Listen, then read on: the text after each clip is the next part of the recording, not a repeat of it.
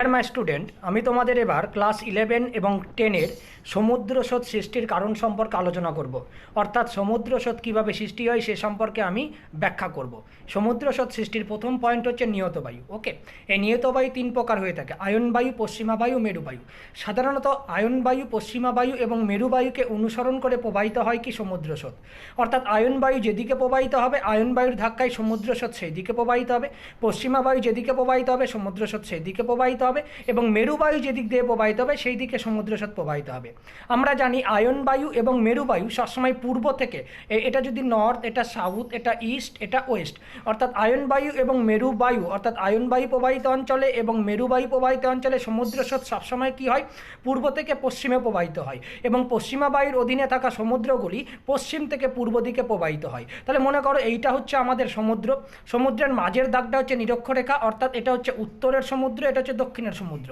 এই অঞ্চলটুকু হচ্ছে আমাদের কি আয়ন বায়ুর প্রবাহিত আয়ন বায়ু অঞ্চল। এটা হচ্ছে পশ্চিমা বায়ু, এটা হচ্ছে মেরু বায়ু। স্বাভাবিকভাবে এটা দক্ষিণ গোলার্ধের পশ্চিমা বায়ু, আর এটা দক্ষিণ গোলার্ধের মেরু বায়ু। দেখো আয়ন বায়ু প্রবাহিত অঞ্চল, অর্থাৎ এই অঞ্চলটা হচ্ছে আয়ন বায়ু প্রবাহিত অঞ্চল। এই আয়ন বায়ু প্রবাহিত অঞ্চলে এই কালো দাগগুলোকে আমরা বলছি সমুদ্রের ঢেউ। দেখো এই অঞ্চলে সমুদ্র স্রোতগুলো পূর্ব থেকে পশ্চিম দিকে প্রবাহিত হচ্ছে। অর্থাৎ এই নিরক্ষীয় অঞ্চলে কোন বায়ু প্রভাব ফেলছে? আয়ন বায়ু। অর্থাৎ আয়ন বায়ুর অধীনে থাকা সমুদ্র স্রোতগুলি পূর্ব থেকে কোন দিকে প্রবাহিত হচ্ছে? পশ্চিম দিকে প্রবাহিত হচ্ছে।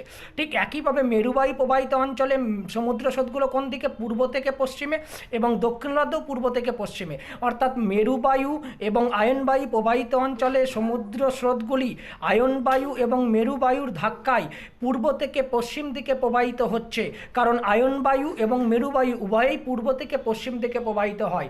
অর্থাৎ নিয়ত বায়ু যেদিকে প্রবাহিত হবে সমুদ্র স্রোত সেদিকে প্রবাহিত হবে। আবার পশ্চিমা বায়ু প্রবাহিত অঞ্চলে সমুদ্র স্রোতগুলো দেখো পশ্চিম থেকে পূর্ব দিকে প্রবাহিত হচ্ছে, কারণ এটা পশ্চিম দিক, এটা পূর্ব দিক, এটা নর্থ, এটা সাউথ, এটা ইস্ট, এটা ওয়েস্ট। এটা পশ্চিম থেকে পূর্ব দিকে প্রবাহিত হচ্ছে, পশ্চিম থেকে পূর্ব দিকে প্রবাহিত হচ্ছে।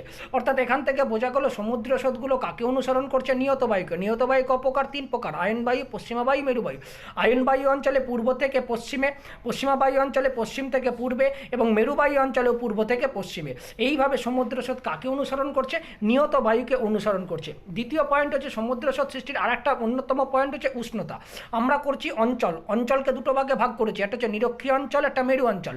যেহেতু নিরক্ষীয় অঞ্চলে সূর্যরশ্মি লম্বভাবে কিরণ দেয়, তাই সেখানকার জলটা হয় উষ্ণ, এবং উষ্ণ জল কি হয়? বহিঃস্রোত রূপে প্রবাহিত হয়। তাহলে কোথাকার জল বহিঃস্রোত রূপে? উষ্ণ অঞ্চলের জল বহিঃস্রোত রূপে। ঠিক একইভাবে মেরু অঞ্চলের জল, মেরু অঞ্চল, অর্থাৎ এটা হচ্ছে মেরু অঞ্চল। মেরু অঞ্চলে সূর্যরশ্মি কীভাবে পড়ছে? তির্যকভাবে। ফলে এখানকার জলটা শীতল জল হচ্ছে, আর শীতল জল বলে এখানকার জলটা অন্তঃস্রোত রূপে প্রবাহিত হচ্ছে। তাহলে দেখো নিরক্ষীয় অঞ্চলে সূর্যরশ্মি লম্বভাবে কিরণ দেওয়ায় এখানকার জলটা গরম হচ্ছে। এই গরম জলটা পৃষ্ঠ প্রবাহ রূপে, অর্থাৎ জলের উপর দিক দিয়ে বহিঃস্রোত রূপে কোথায় গেল? নিরক্ষীয় অঞ্চলে গেল। ফলে স্বাভাবিকভাবে এখানে জলের ঘাটতি হলো। এই যে বহিঃস্রোত রূপে যাচ্ছে এখানকার জল এখানে, তাহলে এটা সমুদ্র স্রোত রূপে, বহিঃস্রোত রূপে নিরক্ষীয় অঞ্চল থেকে মেরু অঞ্চলে যাচ্ছে। তাহলে নিরক্ষীয় অঞ্চলে জলের ঘাটতি হলো। ওই জলের ঘাটতি পূরণ করার জন্য শীতল অঞ্চলের জল অন্তঃস্রোত রূপে কোথায় এলো? নিরক্ষীয় অঞ্চলে। অর্থাৎ নিরক্ষীয় অঞ্চল থেকে মেরু অঞ্চলে নিরক্ষীয় অঞ্চল থেকে মেরু অঞ্চলে জল গেল, সেটা কি স্রোত রূপে?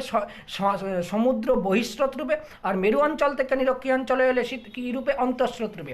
অর্থাৎ এখান থেকে এখানে গেল, এখান থেকে এখানে গেল। তার কারণ হচ্ছে উষ্ণতার পার্থক্য। অর্থাৎ উষ্ণতার পার্থক্য হচ্ছে বলে জলের প্রকৃতিও পরিবর্তন হচ্ছে। উষ্ণ অঞ্চলে জল বহিঃস্রোত রূপে, আর শীতল অঞ্চলে জল অন্তঃস্রোত রূপে। তাহলে দেখো এখান থেকে বহিঃস্রোত রূপে সমুদ্র স্রোত যাচ্ছে, বহিঃস্রোত রূপে সমুদ্র স্রোত যাচ্ছে কোথায়? মেরু অঞ্চলে। অর্থাৎ নিরক্ষীয় অঞ্চল থেকে বহিঃস্রোত রূপে সমুদ্র স্রোত প্রবাহিত হচ্ছে কোথায়? মেরু অঞ্চলে। আবার মেরু অঞ্চল থেকে অন্তঃস্রোত রূপে সমুদ্র স্রোত কোথায় প্রবাহিত হচ্ছে? আমাদের নিরক্ষীয় অঞ্চলে। অর্থাৎ নিরক্ষীয় অঞ্চল থেকে মেরু অঞ্চল, মেরু অঞ্চল থেকে নিরক্ষীয় অঞ্চলে স্রোতের প্রবাহ হচ্ছে, অর্থাৎ সমুদ্র স্রোতের সৃষ্টি হচ্ছে, কারণ সেখানে উষ্ণতার পার্থক্য হচ্ছে।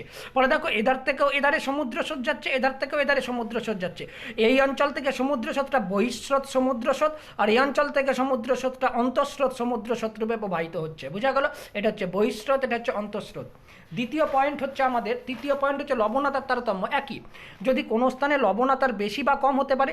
লবণতা বেশি হলে সমুদ্রের জলটা ভারী হবে, সমুদ্রের জলটা ভারী হলে অন্তঃস্রোত হবে। আর লবণতা কম হলে সমুদ্রের জল হালকা হবে এবং সেটা বহিঃস্রোত রূপে হবে, স্বাভাবিকভাবেই অন্তঃস্রোত এই অন্তঃস্রোতটা পৃষ্ঠপ্রবাহ রূপে বহিঃস্রোতের দিকে প্রবাহিত হবে এবং সমুদ্র স্রোত সৃষ্টি করবে, এবং বহিঃস্রোতটা অন্তঃপ্রবাহ রূপে আমাদের কি হবে, না আমরা ভুল বললাম, অন্তঃস্রোতটা কি হবে, অন্তঃস্রোতটা অন্তঃপ্রবাহ রূপে বহিঃস্রোতের দিকে প্রবাহিত হবে, অর্থাৎ বেশি লবণতা জল কম লবণতা জলের দিকে প্রবাহিত হবে, আবার কম লবণতা জল বেশি লবণতা জলের দিকে প্রবাহিত হবে। একটা পৃষ্ঠপ্রবাহ রূপে, একটা অন্তঃপ্রবাহ রূপে।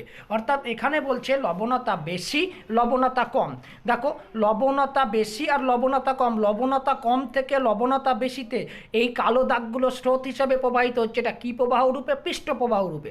আবার যেখানে বেশি লবণতা আছে সেই বেশি লবণতা থেকেও কম লবণতার দিকে সমুদ্র স্রোত প্রবাহিত হচ্ছে। সেটা কী রূপে? সমুদ্র জলের নিচ দিয়ে, সেজন্য হচ্ছে অন্তঃপ্রবাহ রূপে। অর্থাৎ যেটা ভারী হবে সেই ভারীটা হতে পারে কি কারণে?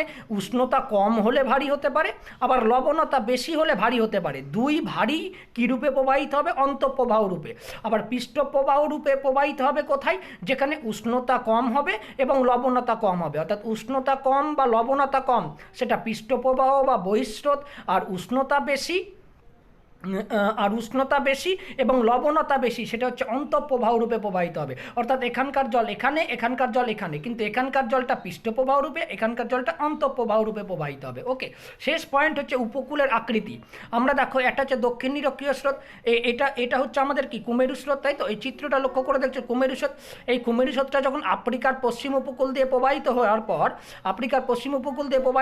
যখন নিরক্ষরেখার কাছে এলো, এই নিরক্ষরেখার কাছে আসার পর এই স্রোতটা পূর্ব থেকে পশ্চিম দিকে প্রবাহিত হচ্ছে। এখন যদি দক্ষিণ আমেরিকা না থাকতো তাহলে স্রোতটা সোজা প্রবাহিত হতো, কিন্তু দক্ষিণ আমেরিকা থাকার ফলে, এখানে ব্রাজিল থাকার ফলে, ব্রাজিল নামক একটা দেশ থাকার ফলে দক্ষিণ নিরক্ষীয় স্রোতটা কি বাধাপ্রাপ্ত হলো এবং ব্রাজিল স্রোত রূপে নিচের দিকে প্রবাহিত হলো। তাহলে এই ব্রাজিল স্রোত নামক যে নতুন স্রোতটা সৃষ্টি হলো, কারণ উপকূলে বাধা পেল বলে। অর্থাৎ দক্ষিণ নিরক্ষীয় স্রোতটা দক্ষিণ আমেরিকার পূর্ব উপকূলে বাধা পেল এবং ব্রাজিল স্রোত রূপে প্রবাহিত হলো। তাহলে আমাদের উপকূলের আকৃতির জন্য আমাদের কি হচ্ছে? সমুদ্র স্রোতের সৃষ্টি হচ্ছে। তাহলে সমুদ্র স্রোত সৃষ্টির দুটো, এখানে একটা লবণতা যদি বেশি হয় তাহলে সমুদ্রের জলটা ভারী হবে, আর ভারী হলে সেটা অন্তঃস্রোত রূপে, আর লবণতা যদি কম হয় তাহলে সেটা হালকা হবে, হালকা হলে বহিঃস্রোত রূপে প্রবাহিত হবে। ঠিক একই রকমভাবে উষ্ণতার তারতম্যের জন্যও সমুদ্র স্রোতের সৃষ্টি হচ্ছে। উষ্ণতা যদি কম হয় তবে সেটা বহিঃস্রোত, আর উষ্ণতা যদি বেশি হয় তবে সেটা অন্তঃস্রোত। বহিঃস্রোত সমুদ্র জলের উপর দিক দিয়ে প্রবাহিত হবে, আর অন্তঃস্রোত সমুদ্র জলের নিচ দিয়ে প্রবাহিত হবে। আর যেখানে যেমন নিয়ত বায়ু প্রবাহিত হচ্ছে সমুদ্র স্রোত সেই দিকে প্রবাহিত হবে। এই আয়ন বায়ু অঞ্চলে পূর্ব থেকে পশ্চিমে, মেরুবায়ু অঞ্চলে পূর্ব থেকে পশ্চিমে, এবং পশ্চিমা বায়ু অঞ্চলে পশ্চিম থেকে পূর্ব দিকে প্রবাহিত হয়। এইভাবে আমাদের সমুদ্র স্রোত সৃষ্টি হয়। ওকে।